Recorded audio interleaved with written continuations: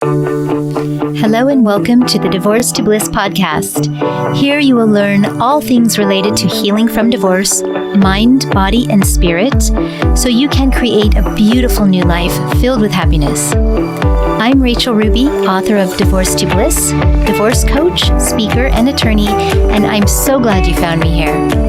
Hello and welcome to the Divorce to Bliss podcast. I'm Rachel Ruby, and today we are going to be talking about something fascinating, and that is why some people heal and evolve after divorce and why others just stay stagnant, stay stuck.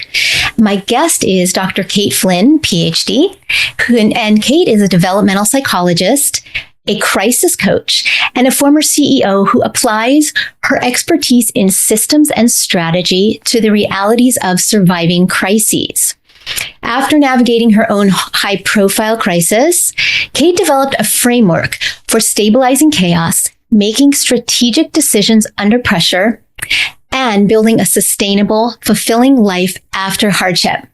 She's here to share practical, systems-based strategies for those looking to reclaim control, reduce overwhelm, and set themselves up for long-term success. Wow, sounds amazing.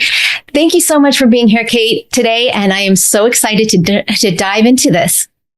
Thank you for having me, Rachel. I've been really looking forward to it. Yeah, this is fascinating. So I haven't really ever talked to anybody about this before, but let's talk about the studies that you told me about. You say that there are studies that talk about post-traumatic growth, which is a term that I haven't used before, and I love that. And the studies can shed some light on whether someone is going to be successful in healing or remain stuck. So let's get into that and talk about the highlights. Absolutely. Post-traumatic growth is my favorite thing to talk about. But obviously, I'm biased.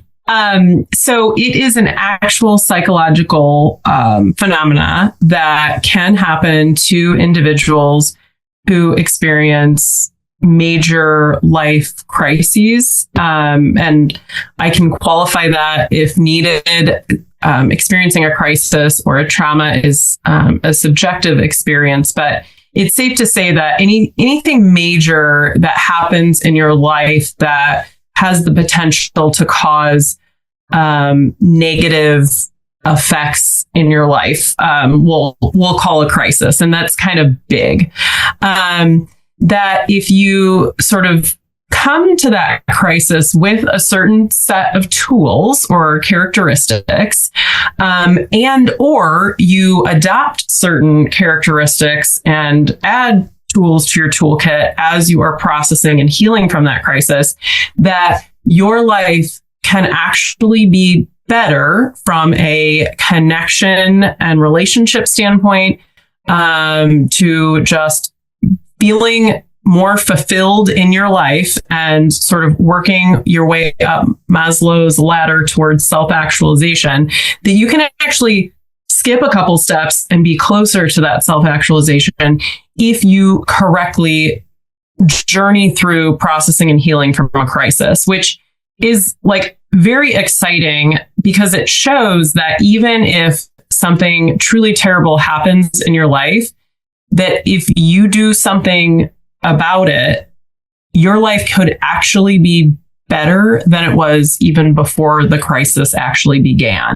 So I don't like to say it like this, but it's almost like a gift that you can get after going through something terrible, but it does require work, effort, and certain tools in your toolkit.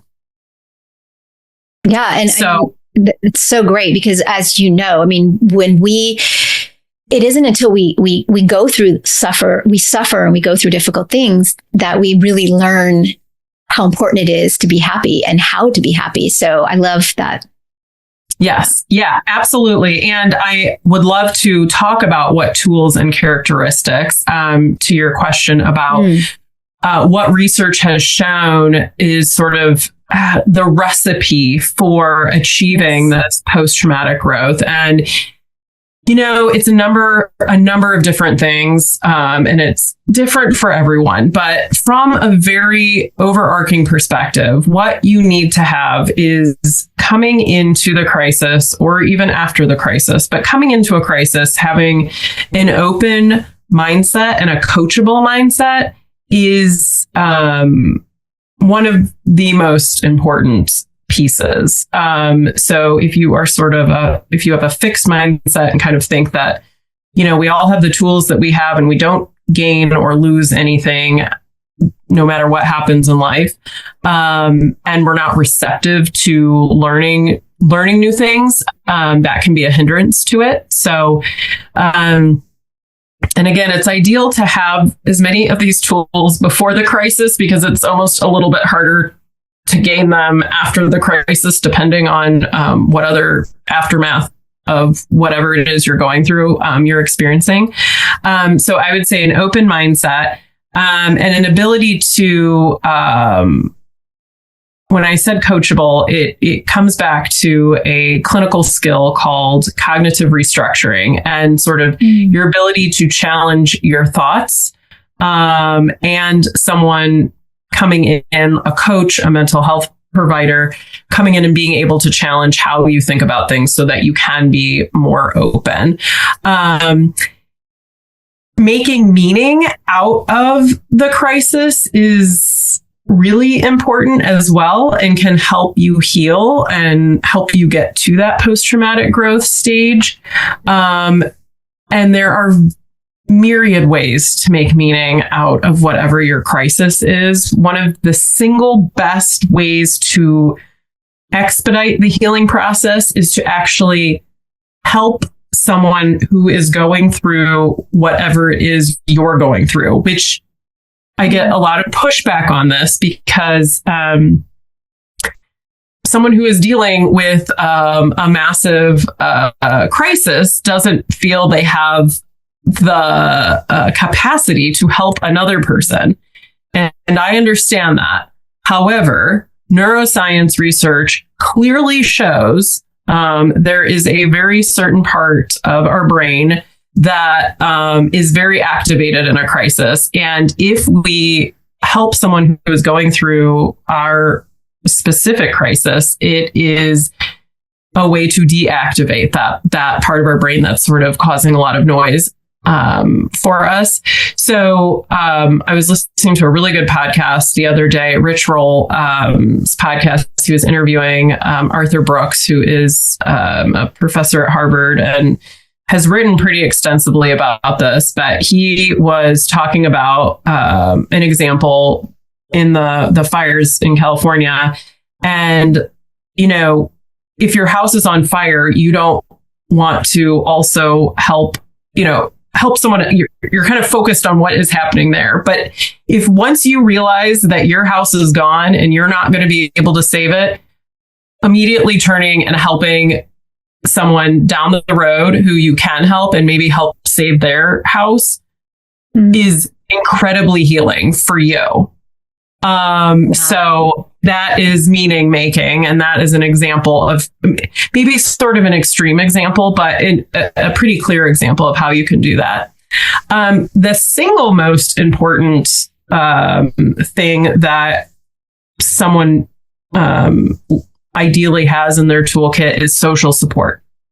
And that seems pretty obvious, but I do want to say that the social support you have to have around you has to be meet certain criteria. They have to be authentically helpful and supportive to you. And it's tricky because when someone's going through a crisis, you might have people around you with really good intentions, but they might be bringing their own issues to the table, and it might be triggering, this experience might be triggering for them, and they may be inadvertently unhelpful to you. And so finding a way to delicately just keep the people who are helpful around you is really important. And it's also very hard to do, particularly when you're experiencing experiencing a crisis. So, Yeah. I mean, I give talks on resilience a lot and sort of stacking your toolkit to be ready for anything. I'm not trying to be a fear monger, but bad things can happen to people all the time. Yeah. And being ready for that isn't, not only is it good because you have the tools you need in your toolkit when you need them, but also it's kind of the best way to live too. So just keeping people in your life that are supportive and who can help you is good generally, and it's really good when you're in a crisis situation. Yeah. Can I jump in for a second on that? Social support. I love that you have that in there and I've done a whole podcast on this and it's in my book as well. And I think it's so important because when we are going through the crisis of divorce, and a lot of us, we're taught by society, culture, religion, family that, marriage is, you get married, you stay married, you have 2.5 kids, you have a white picket fence, and that's it. And so for so many people, when they decide to get a divorce or even are thinking about it, some of those people in the support network who are people who love you and people you love could be your mom, your dad, your brother, your aunt, your best friend, because we've all been conditioned, right? About divorce being wrong, bad, whatever, insert adjective. Some of those people can actually jump in and try to tell you what to do. And when you're in that state, you're, like you said, you may not even be aware what's happening. And so it's really it's hard sometimes on one's own to be able to navigate through, is this person truly helping me or not? And to learn how to, like you said, have those people around you who are the people who lift you up. Yes, and set the boundaries. So that's why it's so great to have a therapist or a coach or someone who can help you to see that. Give you that real advice. Yeah. Yeah. It doesn't mean you have to, kick these people out of your lives. But like you said, you can set boundaries. There's different things that you can do to let them know that, hey, these are my choices. These are my decisions. I just want you to support me in whatever that may be, even if you don't agree. So. Well, and to your point, Rachel, I think one additional reason why having a third party, and I would argue when you're going through a crisis, so I've been a therapist and I've been a coach. And I actually think coaches are better tools in our toolkit when I talk about the crisis stabilization phase, because establishing rapport and a therapeutic relationship with somebody in that, at that time is a little trickier. Then if you have an ongoing therapist, continue going there. But so I'm just going to give a plug to coaches. I think that is one of the times that's a more appropriate tool is a coach. Because you kind of have to, because it's so circumstantial and so contextualized to the experience that person is having, it's hard to even get into the mental health realm because you got to deal with the external forces first, and then later work through your psychological. Exactly. Yeah. So it's just different tools at different times. So, but also a piece to that, what you just said about not kicking them out. When you are going through a crisis, and if you identify, sometimes people don't like to say a divorce is a crisis. And that is my definition of crisis is, again, it's just something big that's going on in your life that has the potential to have a negative impact. But you, as the person at the epicenter of the whatever's happening to you, you're at a high likelihood of being very reactive. And so that's another reason to keep your kind of unconditional supporters around you, because you're not going to be the best version of yourself.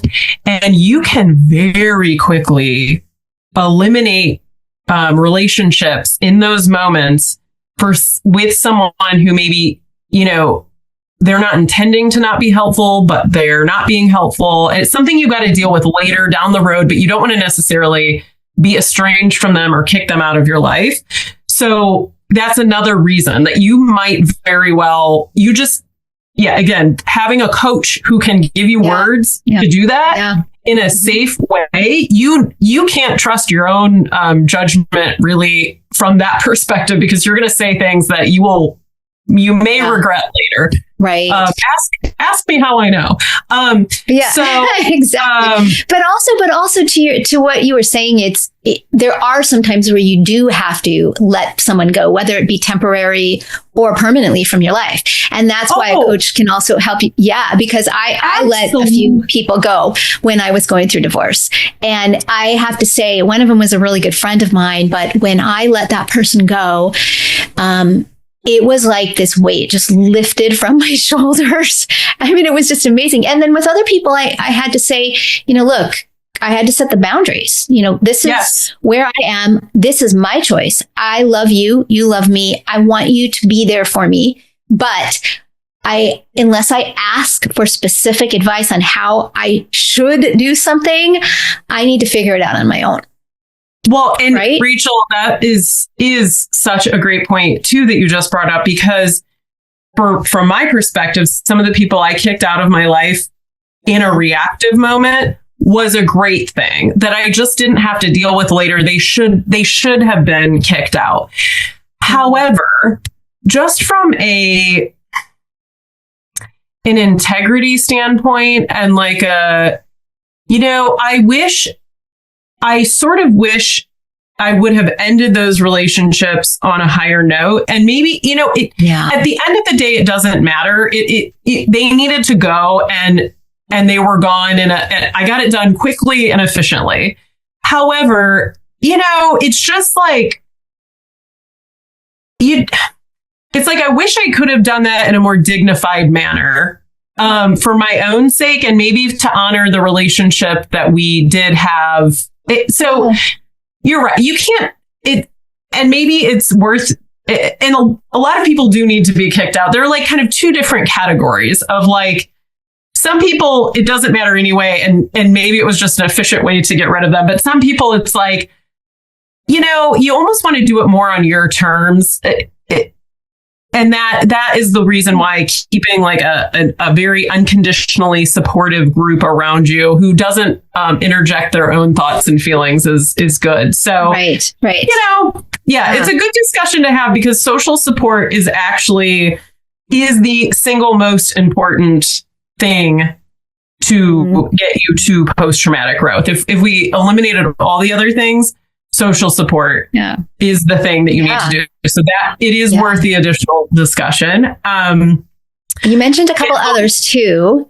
So yes. I don't want to forget those, because they're all good tidbits. Yeah. The two additional items in my sort of list of the recipe for post-traumatic growth. The next one is openness to possibilities, which is sort of similar to coachability.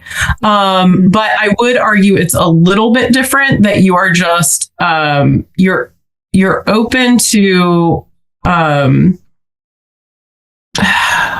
vetted people's input, because I should have qualified the earlier one, that you're open to being coachable.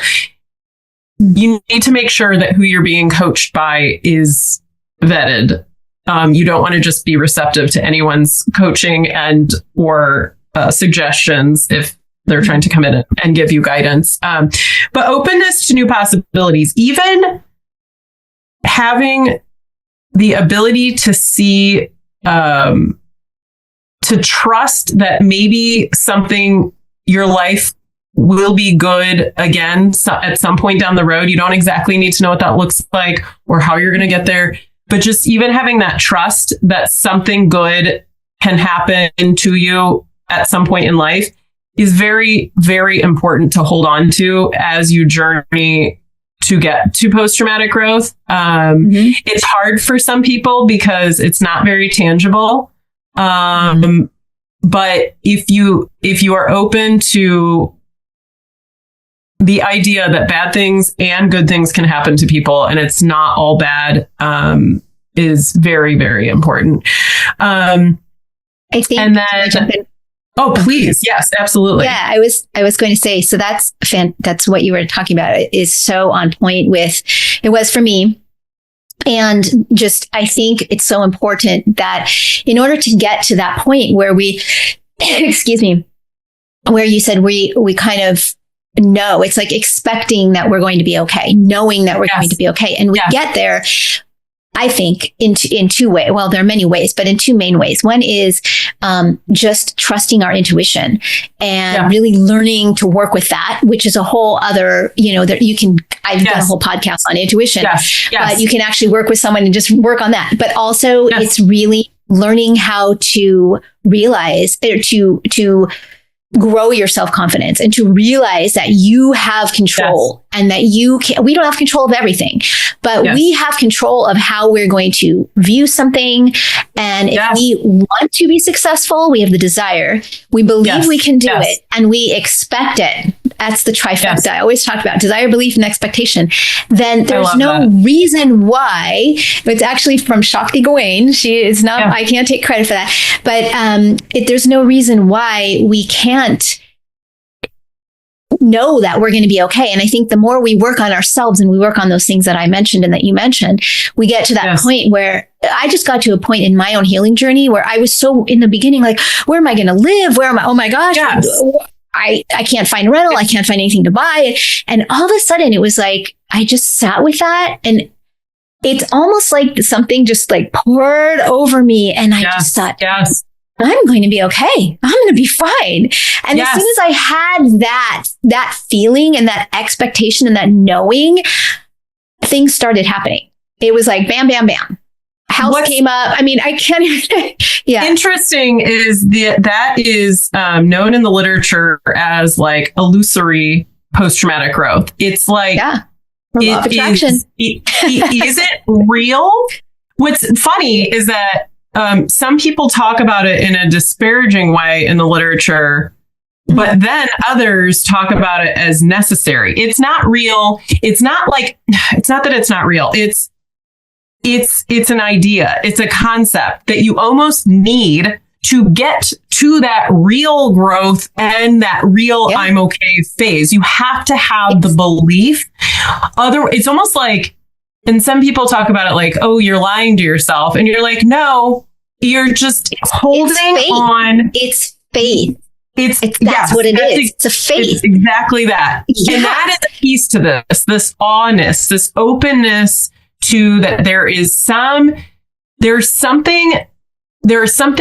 in everything that we cannot exactly identify, and we may or may not have control over, that is going to help push us in that right direction. Whatever it is, if it's faith, religion, if it's just awe and understanding that like the world is going to have your back a little bit. It might not seem like that at all times, but things are going to push you in the right direction and you will be okay, but you can't see it now. And that's okay too.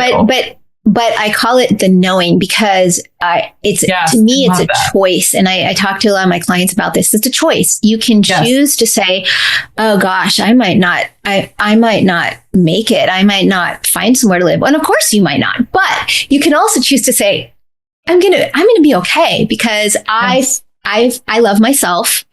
There's more out there for me, and I want to be the best person I can be. I want to serve others. I want to be helpful. I want to be here. I want to live. And when you have that attitude, and of course that attitude is hard to maintain. We all have bad days. I'm not saying like I'm not always chipper, like, everything's going to be great. I mean, I have these days I'm like, oh my gosh, because we're human, right? But it's and we have to feel those feelings, and for sure we can't just push those away and say, oh, I can't die. I feel scared. I'm not going to deal with that. We have to feel that. But at some point, I think if you're working on yourself and you're making those choices for the good things to happen, I think it's part of the growing. It's part of the journey. I could not agree with you more because it is vital to this process. I may have said social support is the most important thing. I think in my experience, like both social support and the knowing, you can't do it. You're in a position that you need all the correct tools in your toolkit. And that is one that you really you can't ignore. So I appreciate that. And I also will say that sometimes people, when you talk about post-traumatic growth or sort of this knowing awe, that there's pushback up, like, you know, we're glossing over things and it's like toxic positivity. And I would say, no, you have to journey. I'm not saying this isn't fun. None of these things are fun. And sometimes they happen to us. Sometimes it's a choice to get divorced. Sometimes someone presents that to you as that's what you're doing. And and so whatever degree of control you have over the situation and what you choose to do with what you do have control over is so important. And again, it's not fun, but it is a skill, and these are life skills that you are building to get to this point of being more connected and more fulfilled. And you get to you get to do it on your terms. Right. Yeah. So we are on the same page, sister. Yeah. Yeah. And then also one other thing about post-traumatic growth is the way it used to be written about. So this is a concept that came up in the 80s, maybe 90s. It's been written about a lot. One thing that it used to sort of be written about, this concept that it just sort of naturally happens. And there is a piece to that over time, like time heals all wounds, like that notion. There's a piece to it, but I would argue, and there's a lot of research behind this, that the more intentional you can be about journeying through your crisis, your divorce, your whatever negative situation that happened to you or big thing that happened to you, if you are intentional about getting those things that you need, that recipe, and having a coach, like a divorce coach, can very much help you do that, you're going to be more fulfilled and more connected. The benefits you're going to receive are far greater than if you just sort of sit and wait for time to heal all of your wounds. Because it will get you there, actually. Like as humans, we are pretty resilient. So it's kind of amazing that typically most people can return to baseline. It depends. Some people, though, can go negative. But if you take the steps, the intentional steps, your life will get better than it was before the situation, which is very important and just makes the work that you do, Rachel, so important. Like, it is very important. Yeah. And just to recap that, what you said is it's not just the time, just so the listeners and the viewers can understand. It's not just saying, I'm just going to wait and see how I feel in time. It's doing that work. It's a combination of doing the work and the time. Right. Yes. Yes. Yes. Exactly. Those are, I think in general, all of these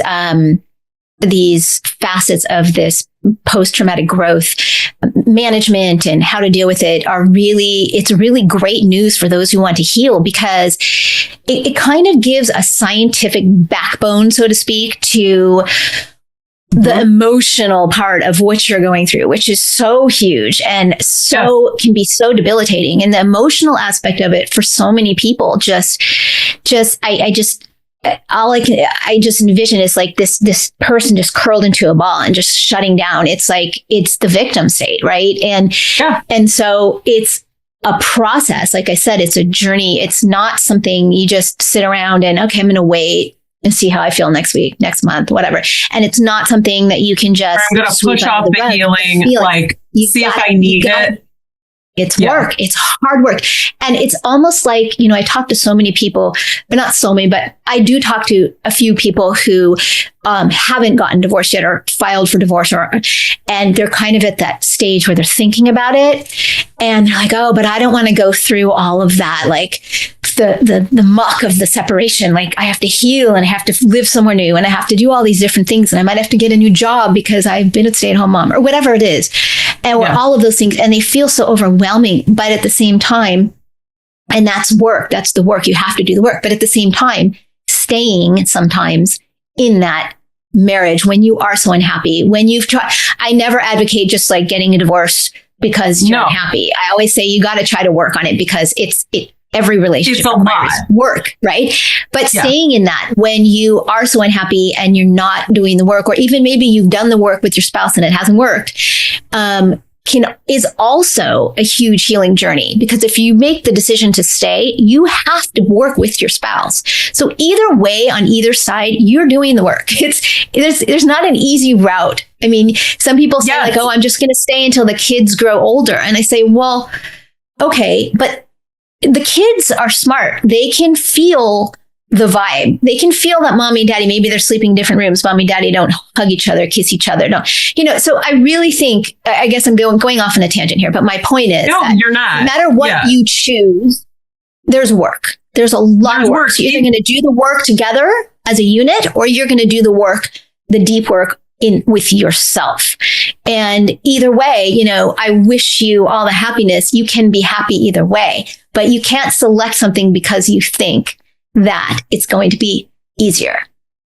Well, and to your point, Rachel, there's a third option, and that's to bury your head in the sand and to. That is true. So, like, I'm thinking of some of my family members, and that is, and I have a lot of friends who are in the same boat, and it is hard because I don't advocate for divorce either. I'm like, hey, it's really hard. Except in some situations like domestic abuse. Absolutely. Yes. Unless, no, not that it's sort of like I'm not out there saying like, everyone go get divorced. It's, you know, like a feminist movement, and you should do that to lead a fulfilling life. No, it's really hard, and it's hard to be on your own. These are all hard things. What you're saying, Rachel, is that you're saying that person is willing to do hard things anyway because they want to live the best version of whatever life they can. So that person's willing to do work anyway. But an alternative, is to do nothing, and then how many effects that has on you, everyone around you. We only live once. So, I mean, you're going to stay in a miserable marriage and not do anything about it for years and years. Now, some people don't have the framework for what the alternative is. True. So, exactly. So it's like, that's again where it's like, it's this delicate dance of when you are working with people in divorce, it's like, you're not promoting it, but you're like, hey, it's a path forward if you need it. And it can be okay. And it's a start of a new life. Yeah. Yeah. So let's shift over a little bit to, we've kind of alluded to this already, but the power of shifting the mindset. And I talk a lot about this also, as I'm sure you do. And just the empowering growth perspectives that we can adopt. And I love you have identified some of those. And I think it really is kind of gives a freshness to why it's so important to change our mindset so we can heal. So let's jump into that a little bit. Yeah. And I love that we are, because sometimes I gloss over mindset because I just assume everyone's done it. And you know what? I hadn't done it as a psychologist. So I needed to do mindset work, which is why I really like hammering it home that it is a thing that really sets the table for all of this.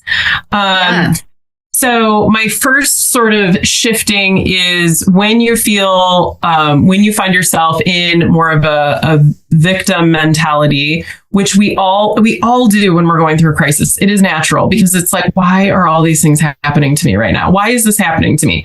If you didn't admit that you asked yourself that question at least once during a tough phase, you're probably lying to yourself. But being able to shift and take control back, your control where you can, and that, okay, fine. Yes, X, Y, and Z just happened to me.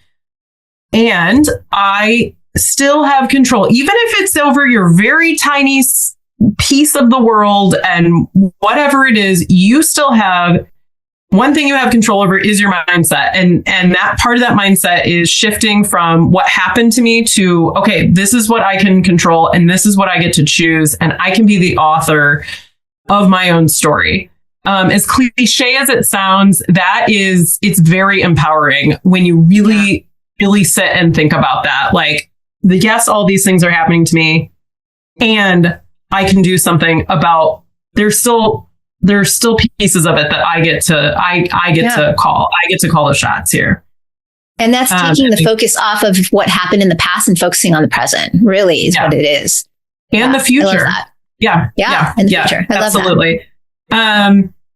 From scarcity mindset to opportunity, I will say, particularly when you're going through the divorce process and you are dividing up assets, this is where I see this in its most sort of pressing form, is you may start really worrying about actual assets and how they get divided, because you are concerned about how you are going to survive, and you get in this sort of scarcity tornado.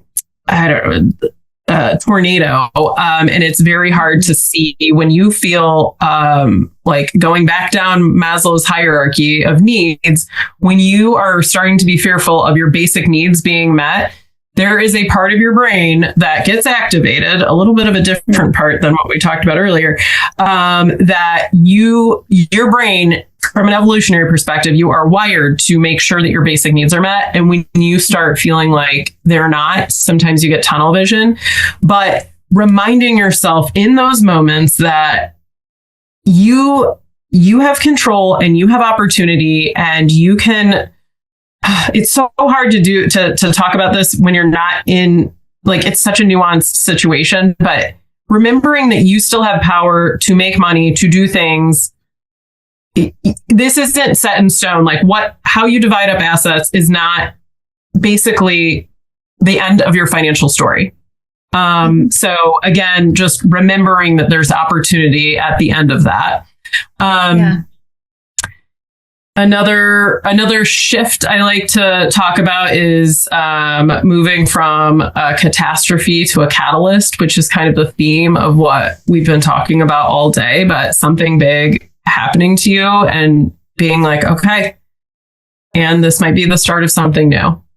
This is the catalyst that maybe I needed in my life, or didn't want, whatever. It's happening. It's happening. It's the kick in the butt. And for whatever reason, you're meant to go down this path, because good things are going to happen on the other side. I mean, that's how I see it. Yes, exactly. And it can be so hard to see that, though, in the moment, which is why a coach is so vital, particularly one that's gone through the experience themselves. And moving from control to acceptance, that's another really sticky one in divorce, particularly sort of like a contested divorce, when you're going through either mediation or collaborative process. Like, it's tricky, because you are sort of, again, it plays on the scarcity mindset, but when you feel like you're giving in to maybe something on your parenting plan, or you've made concessions, you start thinking that you're giving like validation, or like you're saying everything's okay. Like, everything that transpired to lead us to this point is okay if I'm making compromises in the moment, but really sort of accepting where everyone is, not unearthing every single thing that happened in the moment. And there's a time for healing and things like that. You don't want to discount those feelings, but sort of accepting, what you can't control. I think are good shifts in mindset. So, okay. Great. Well, this is fantastic. I mean, really, I think all this information you've given, I think gives hope, kind of lends to that faith that that one is going to be okay.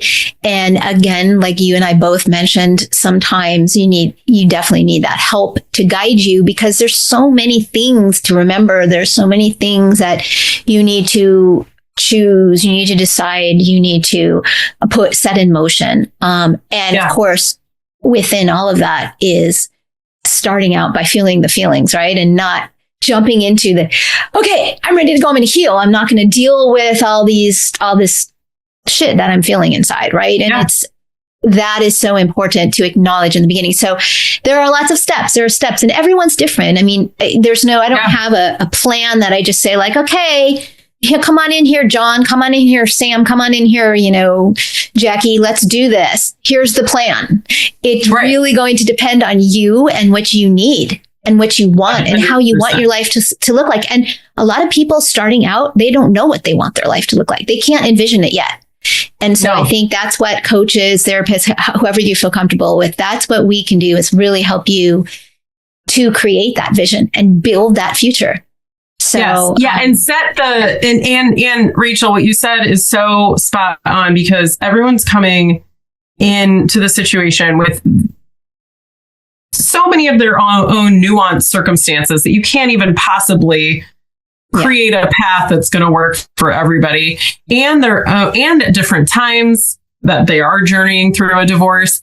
And so it's the hope and the instilling hope and making sure, because there are different things, like when you are going through the exact divorce process of figuring out who gets what, and you really haven't had the time to do the healing yet, because that's almost like after. It's like after having someone, a sounding board, and I would argue it's a coach, not a lawyer, to say, what do you need from this piece, this phase of this process, to set yourself up for success down the road? Because you can't, in those moments, you cannot, you can maybe begin to see what life could look like, but it's almost like, it stinks that like the division of assets and the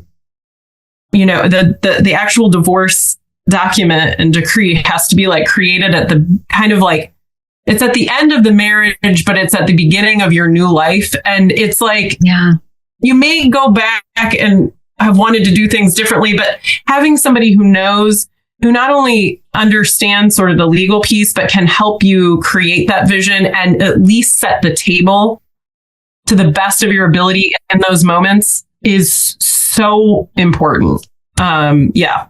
So I agree. Exactly. I agree. Yeah.